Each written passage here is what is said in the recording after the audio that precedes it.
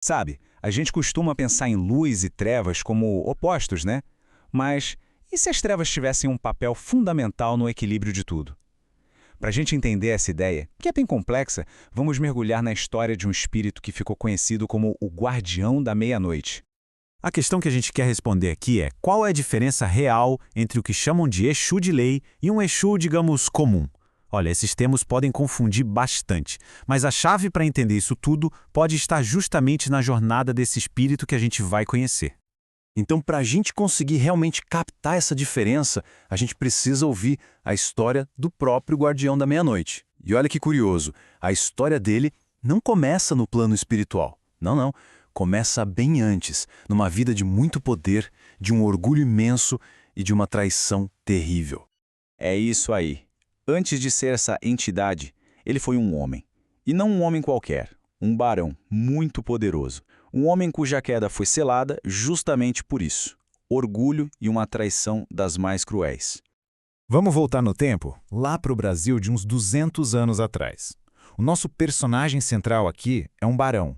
E pensa num homem que não só tinha terras e poder de sobra, mas que se enxergava como o centro do universo, sabe? Vivia num maior luxo e tratava o mundo e as pessoas como se fossem peças num tabuleiro de xadrez pessoal dele.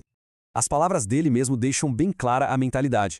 Ele se via como um lobo no meio de um rebanho de ovelhas. Um verdadeiro predador que desprezava qualquer pessoa que chegasse perto da fortuna dele, principalmente as mulheres.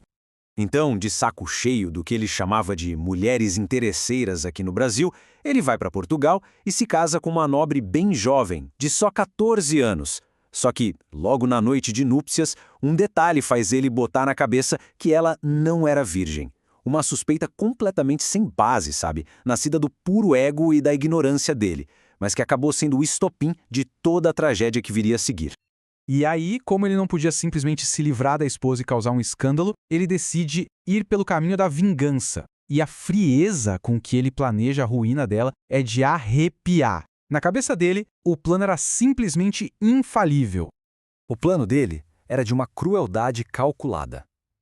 Primeiro passo, ele obriga um homem escravizado a se deitar nu ao lado da esposa dele enquanto ela dormia.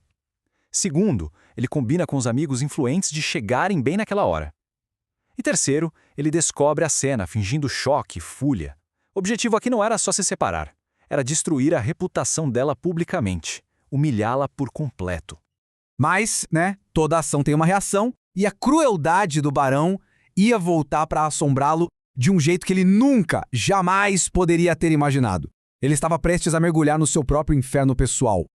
O plano dele funciona, entre aspas, mas o preço é terrível. O homem escravizado é morto, a esposa dele simplesmente some, e o barão, ele começa a ser consumido por uma culpa avassaladora, por pesadelos. As imagens das vítimas dele o assombram toda a santa noite, até que o corpo dele não aguenta mais. Ele vai definhando, fica paralisado na cama e um dia é encontrado assim no quarto. Só que o verdadeiro terror começa exatamente aí. O corpo dele está paralisado, mas a mente dele está completamente desperta. Preso dentro de si mesmo, ele escuta quando o declaram morto. Ele tenta gritar, se mexer qualquer coisa, mas nenhum som sai. E então ele ouve o som da tampa do caixão se fechando sobre ele. O que vem a seguir é um inferno, literalmente. Dentro daquele caixão, ele continua consciente enquanto o próprio corpo apodrece. Ele sente os vermes, ele ouve e sente dezenas de ratos famintos devorando a carne dele, até chegar nos ossos. É uma tortura que, segundo o relato dele, parece durar anos. Um estado de pura dor e terror, sem fim. E aí, no auge do desespero, se sentindo totalmente abandonado por Deus, por qualquer força do bem, ele toma uma decisão. Ele abre mão da fé dele e grita, clama por qualquer outra força que pudesse ouvi-lo. Um chamado desesperado para as trevas. E esse chamado é atendido. Esse grito de desespero muda absolutamente tudo. Só que a libertação que ele encontra não é bem o que ele esperava. Na verdade, é só o primeiro passo de uma jornada longa e bem diferente, de ascensão dentro da própria escuridão. De repente, uma figura esquelética aparece. Se apresenta como um príncipe das trevas. Essa entidade o arranca do túmulo. Mas olha, não é por pena não, é por puro interesse. E a primeira coisa que esse ser diz ao barão é: a partir de agora, você é meu escravo. A ironia da situação é brutal. O mesmo homem que foi senhor de tantos escravos, agora se torna um. Todo aquele poder, a riqueza, o título de barão, nada mais importava. Ele basicamente trocou a prisão do corpo em decomposição por uma nova prisão, a da servidão espiritual. Mas ele não era de se contentar com a posição de escravo. Não mesmo. Ao longo de muitas décadas, ele usa toda a astúcia que tinha para provar o seu valor, completando tarefas, manipulando os vivos, e assim ele vai subindo, degrau por degrau, na hierarquia das trevas. De escravo, ele passa a servo, já livre das correntes, depois vira membro da Assembleia dos Maiorais, até que finalmente ele se torna o temido guardião da meia-noite. E é nesse ponto, no auge do poder dele dentro das trevas, que ele finalmente consegue acesso a um tipo de conhecimento que vira a perspectiva dele de cabeça para baixo. É essa revelação que, no fim das contas, vai responder a nossa pergunta lá do início.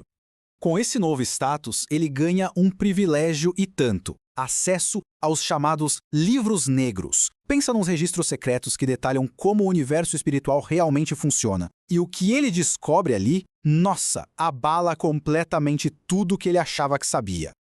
Uma das primeiras fichas que caem para ele é sobre a verdadeira natureza do umbral, aquele lugar onde ele sofreu por tanto tempo. Ele entende que o umbral não é um lugar físico, um ponto no mapa espiritual. É um estado mental criado pela própria pessoa. Uma zona neutra onde cada espírito é obrigado a encarar os monstros da sua própria mente, da sua própria culpa. E ali, a única lei que vale é a de causa e efeito. Nem a luz, nem as trevas metem o bedelho ali, a não ser que alguém de lá de dentro chame. Mas a maior de todas as descobertas foi essa aqui. Ele se dá conta de que, apesar de todo o poder que ele acumulou, da fama de temível que ele tinha, nem ele, nem os outros chefões das trevas agiam por conta própria. Eles eram, na verdade, meros instrumentos de uma lei muito maior.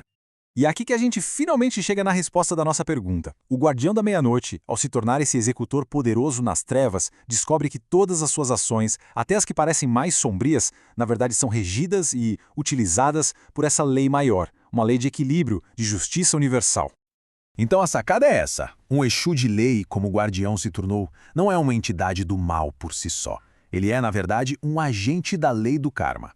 Ele atua nas sombras, sim, mas o trabalho dele é justamente forçar os espíritos a encararem as consequências dos seus próprios atos, a olharem no espelho e enfrentarem seus demônios internos.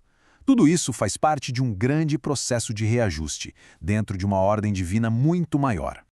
No fim, a história do Guardião deixa a gente com uma pergunta que dá um nó na cabeça, né? Se o trabalho feito nas trevas pode, no fundo, servir à luz como um instrumento de justiça, como é que isso muda a nossa visão do que é certo e errado? A resposta, talvez esteja justamente no equilíbrio entre as duas coisas.